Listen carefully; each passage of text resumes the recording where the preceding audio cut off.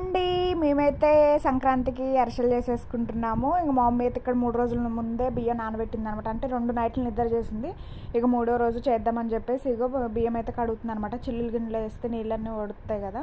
ఇక నీళ్ళు వచ్చిన తర్వాత మళ్ళీ ఒక బకెట్లో వేసి ఇంకా పిండిని అయితే ఇంకా బియ్యాన్ని అయితే పిండి ఆడించుకొని రమ్మని చెప్పేసి ఇక మిల్లు దగ్గరికి పంపించింది.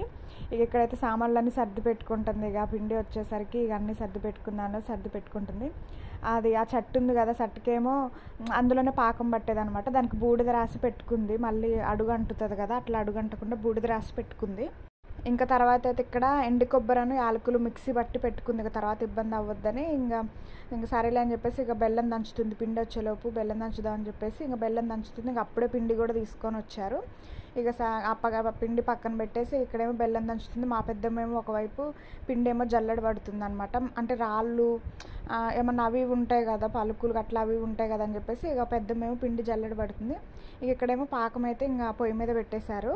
ఇక పాకం పొయ్యి మీద పెట్టి ఇంకా అది అవుతుంది. ఇక కలుపుతున్నారు, తెడ్డుతో కలుపుతున్నారు. ఇక ఫస్ట్ అయితే ఒకసారి చూసారనమాట. నార్మల్గా మా అరిసెలు కాకుండా బూరెలు చేస్తారు కదా, ఆ బూరెలకి వచ్చినట్టుగా వచ్చింది అక్కడ ఫస్ట్ పాకం. అయితే మా వదిన నాకు చూపిస్తుంది, ఇదైతే బూరెలకి అయితే సెట్ అవుతుంది అని చెప్పేసి చూపిస్తుంది అనమాట నాకు అక్కడ.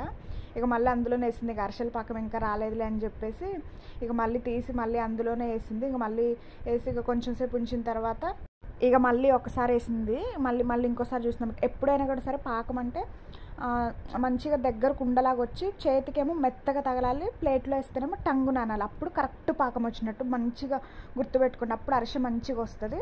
ఇక ఆ పాకం వచ్చిన తర్వాత ఇంక అందులో ఫస్ట్ మీకు చూపించా కదా ఎండు కొబ్బరిని యాలకులు వేసి ఇంకా కలిపేసి ఇంక దించారు.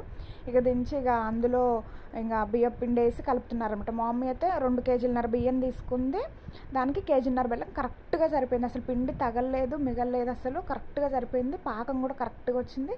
అసలు టేస్ట్ కూడా చాలా బాగా వచ్చినాయి అనమాట. అసలు భలే వచ్చినాయి. ఇక ఇక్కడ మా తమ్ముడే కలుపుతున్నాడు. కొంచెం బలంగా ఉన్నోళ్ళు అయితే మంచిగా ఉంటుంది ఇది పిండి కలపటానికి. పిండి స్పీడ్గా కలిపితేనే మంచిగా ఉంటుంది అనమాట. ఇంకా మా మమ్మీ ఏమో ఇంకొక పక్కనేమో ఆయిల్ హీట్ అవుతుంది అని చెప్పేసి ఇక దాని మీద పెట్టింది.